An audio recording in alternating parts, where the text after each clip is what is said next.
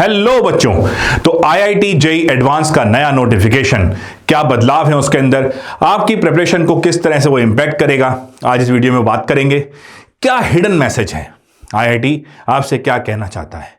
क्या ये इंपैक्ट जो हमने काफ़ी न्यूज़ सुनी थी, कुछ प्लेसमेंट्स को लेके इशू थे, कुछ वैसे इशू थे, क्या ये जो एक चेंजेस हैं, जो बदलाव हैं, ये आने वाले वक्त के लिए एक इशारा है। क्या है ये बदलाव, आइए जरा देखते हैं।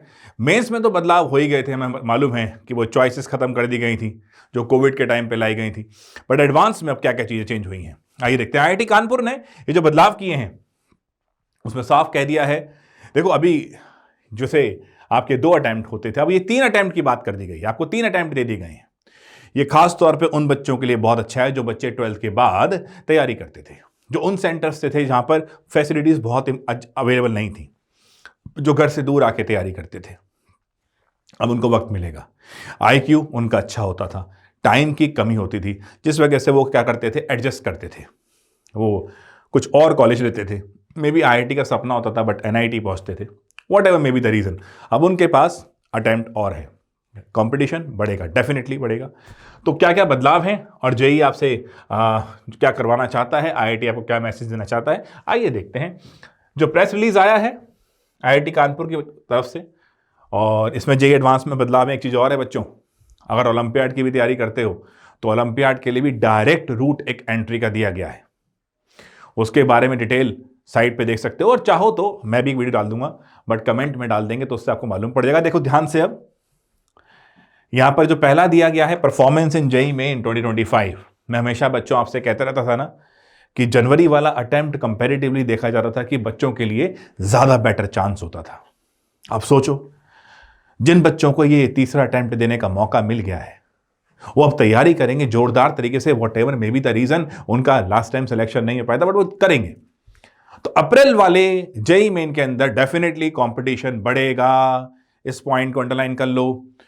क्योंकि अब जो बच्चा चलिए कुछ और कर लेने पहुंच गया था, अपनी किस्मत से समझौता कर लिया था, इस मौके को वो जरूर देखेगा, है ना। ये कुछ वैसा नहीं हो गया जैसे एक एस्पिरेंट सीरीज मुझे याद आती है। एस्पिरेंट सीरीज में वो क्या नाम है उनका, वो जो भाई साहब थे, है ना, वो आईएएस नहीं निकाल पाते, फिर वो चले जाते हैं, नौकरी कर रहे होते हैं, अचानक से न्यूज़ आती है कि गवर्नमेंट ने और अटेम्प्ट दे दिया। ये ठीक वैसा ही मैसेज हुआ। तो जो बच्चे छोड़ के बैठ गए थे किस्मत के मान के कि हाँ चलो ऐसा हो गया, और फिर से जगेंगे, फिर से आएंगे, कंपटीशन डेफिनेटली बढ़ाएंगे, ठीक है। तो वही चीज़ है बच्चों यहाँ पर। तो अब एक चीज़ और देखो, जेईई मेन के परफॉर्मेंस में कुछ खास बात नहीं, वही पुरानी वाली चीज़ आ गई। पहले 2.5 लाख में आना चाहिए आपको, तो आप एडवांस दे पाएंगे। लेकिन अब देखो, एज लिमिट इंपॉर्टेंट है। अक्टूबर 1, 2000 के बाद का आपका बॉर्न आप होने चाहिए, आपका बर्थ होना चाहिए। हाँ, रिजर्व कैटेगरी में थोड़ा 5 साल का रिलैक्सेशन है ऑब्वियसली। उसके बाद नंबर ऑफ अटेम्प्ट आपको यहाँ पर देखिए 3 मिल गए हैं। और ध्यान रखना भाई, अब आएगा असली मजा, क्योंकि अब यहाँ पर क्या बढ़ेगा, कंपटीशन। क्योंकि अब देखो क्या चीज़ होने वाली है। जो बच्चे बेचारे मान के बैठे थे, ठीक है चलो यार नहीं था किस्मत में, ले लेते हैं, एनआईटी मिल रही है ले लेते हैं, चलो ये नहीं मिल पाया, हमें उतना वक्त नहीं मिल पाया, जैसे ऊपर वाले की मर्जी, हम कुछ अपनी एनआईटी पकड़ लेते हैं। अब वो अपने इस मौके को भुनाने के पूरे प्रयास में लगेंगे। अब फर्स्ट ड्रॉपर नहीं, सेकंड ड्रॉपर भी आएगा, तो कंपटीशन डेफिनेटली बढ़ेगा। आईआईटी को ये शायद एहसास हो रहा था कि भाई जो बच्चा आना चाहिए आईआईटी जैसे ब्रांड के पास, वो और मंझावा होना चाहिए, और मंझने के लिए पूरी तरीके से आग में तपने के लिए वक्त चाहिए होता है, और डेफिनेटली आईआईटी ने आपको वक्त दिया है। 3 टाइम्स आपको दे दिए गए हैं। देखो बेटा, इसमें एक चीज़ और बड़ी मजे की है कि अगर आपने 22 में एग्जाम दिया है सीबीएसई का, तो आप ये एग्जाम नहीं दे सकते। हाँ, 23 वाले दे सकते हैं, 24 वाले दे सकते हैं, 25 वाले डेफिनेटली देंगे with physics, chemistry and mathematics as compulsory subject. अगर आपने, एक चीज़ और है, अगर आईआईटी में आपने एडमिशन लिया था बाय एनी मीन्स और आपने वो कंटिन्यू नहीं करा, तो अब आप नहीं जा सकते एडवांस के थ्रू। प्रिपरेटरी कोर्स किया था तो जा सकते हैं, है ना जी। ये भी चीज़ ध्यान देने वाली है, और ये सब क्राइटेरिया हैं। इसमें 75% का क्राइटेरिया यहाँ पर कहीं मेंशन नहीं है, तो एक बहुत बड़ी संभावना है कि वो हटा दिया गया है। तो जिन बच्चों के कई बार जैसे मान लीजिए प्रिपरेशन करते हैं, सोचते हैं बहुत अच्छा, बट किसी वजह से उनके बोर्ड में नहीं आ पाते, तो वो अगर एडवांस नहीं दे पाए थे, तो अब उनके पास ये मौका आ गया है, बशर्ते कि वो इस कैटेगरी में आ जाएं। कौन सा 23-24 वाला, तो वो भी एडवांस दे सकते हैं। तो एक सराहनीय कदम, डेफिनेटली कंपटीशन बहुत स्ट्रांग हो जाएगा। और जिन बच्चों ने, अब देखिए कई बच्चों के मन में होता है कि सर मैंने तो ये वाला न्यूज़ अभी आई है, नोटिफिकेशन अभी आया है, मैं तो बस एडवांस की तैयारी कर ही नहीं रहा था, मैं तो मेंस की तैयारी में ही लगा हुआ था। तो अभी एकदम से परेशान होने की आवश्यकता नहीं है, आप जो कर रहे थे उसे कंटिन्यू करो। जनवरी अटेम्प्ट को लेकर पूरे सीरियसनेस के साथ लगे रहो, क्योंकि मैंने जैसा कहा अप्रैल अटेम्प्ट में कंपटीशन और राइज कर जाएगा, क्योंकि जो बच्चे छोड़ के बैठ गए थे फिर आ जाएंगे वो।